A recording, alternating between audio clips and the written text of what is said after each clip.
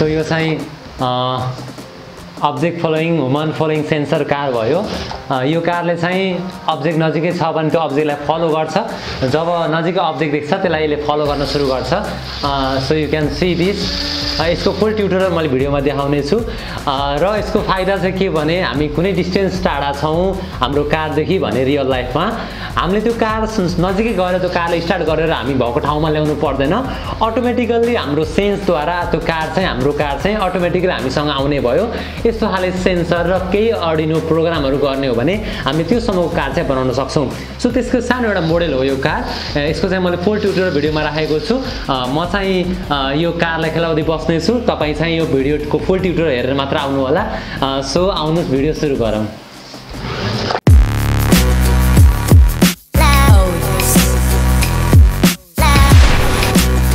So त्यसको लागि तपाईँलाई चाहिने हुन्छ एउटा प्रोक्सिमिटी सेन्सर। यो प्रोक्सिमिटी सेन्सर भयो यो हैन। अनि त्यसपछि तपाईँलाई चाहिने हुन्छ एउटा पिएनबी ट्रान्जिस्टर। यहाँ 0216 नाम गरेको एउटा पिएनबी ट्रान्जिस्टर छ। यो काम लाग्छ। यसमा 3 पिन हुन्छ। यो हाम्रो ट्रान्जिस्टर हो। सो यो ट्रान्जिस्टरमा तपाईँले जसरी यो अक्षर लेखेको छ त्यो अक्षर अनुसारै तपाईँले सिरियली जहाँबाट अक्षर सुरु भएको छ त्यो अक्षर चाहिँ यहाँ त्यति क्लियर देखेको छैन।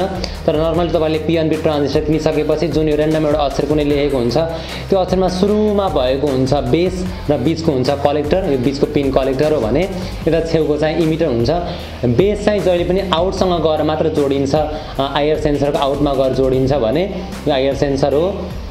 अनि यसमा चाहिँ जुन यो बेस छ बेस चाहिँ जहिले पनि केमा गएर जोडिन्छ भन्दाखेरि बेस जान्छ आउटमा अनि ग्राउन्ड जहिले पनि नेगेटिभमा गएको हुन्छ भने यो जुन यो टर्मिनल छ इमिटर छ इमिटर चाहिँ जहिले के हुन्छ पोजिटिभ या भिसिसीमा गएर कनेक्ट हुन्छ। यसको भिसिसीमा यो दुईटालाई अब हामीले कनेक्सन गर्छौँ विथ मोटर, त्यसपछि विथ ब्याट्रीमा कनेक्सन गर्छौँ। सो मैले यहाँ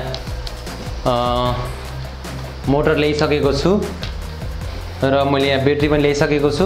सो तपाईँले चिन्नुपर्ने हुन्छ जहिले पनि पोजिटिभ यो जुन रातो छ यो चाहिँ रातो चाहिँ पोजिटिभ हुन्छ भने यो जुन ब्ल्याक छ यो चाहिँ नेगेटिभ हुन्छ। यो रातो चाहिँ पोजिटिभ हुने कारणले गर्दाखेरि अब हामीले यही अनुसार कनेक्सन गर्छौँ।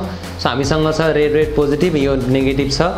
अब हामी चाहिँ त्यही कनेक्सनमा रहेर जुन अहिले एकछिनमा मैले डायग्राममा पनि देखाउने छु त्यो कनेक्सन अनुसार अब हामीले कनेक्ट गर्छौँ।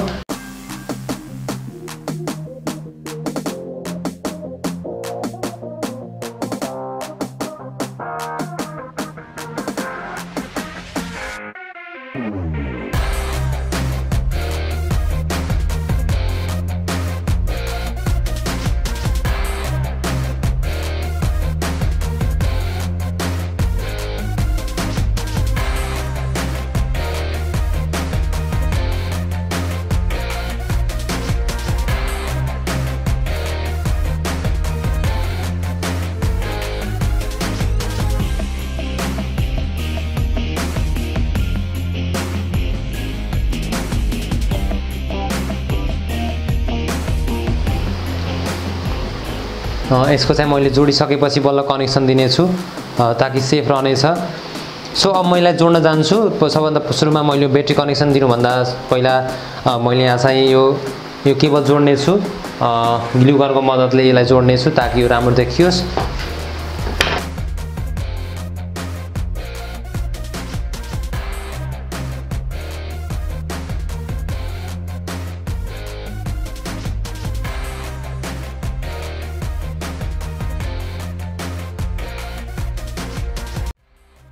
मैले एउटा यो जोडेको छु यहाँ आइआर सेन्सर राख्नको लागि।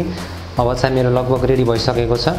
सो एउटा स्विच छ यहाँ, यो जुन मैले ब्याट्रीबाट जोडेको छु यो स्विच चाहिँ पहिले आइआर सेन्सरलाई जोडौँ। ओके,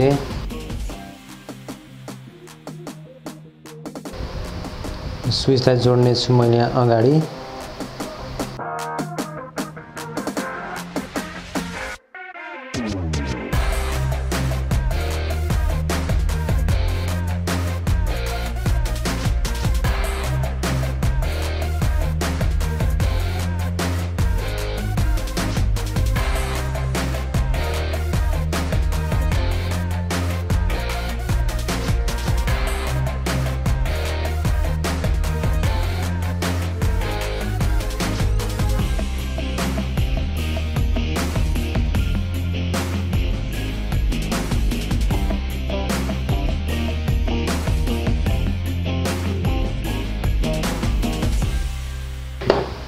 त्यसपछि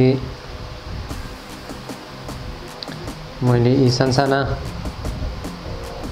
यिनीहरूलाई पनि गम लगाइदिएँ। अब गम लगाइसकेपछि यिनीहरूको काम पनि सकिए।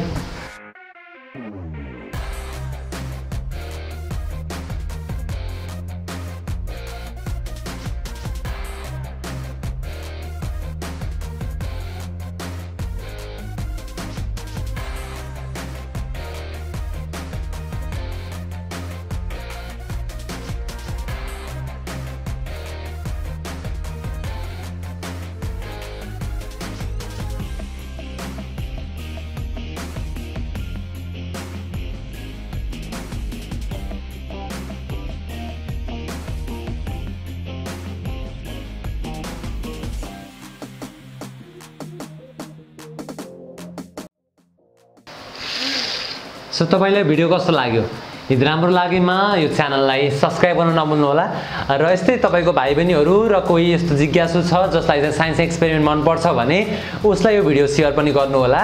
आजको लागि यति मात्र। फेरि पनि यस्तै मोडेलहरु म लिएर आउने नै छु। यो लकडाउनको बेलामा तपाईलाई धेरै कुराहरु म सिकाउने पनि छु। यो छुट्टीको बेला छ, छुट्टीको बेला सदुपयोग गर्नुस्। Stay safe, stay healthy. Thank you, bye bye.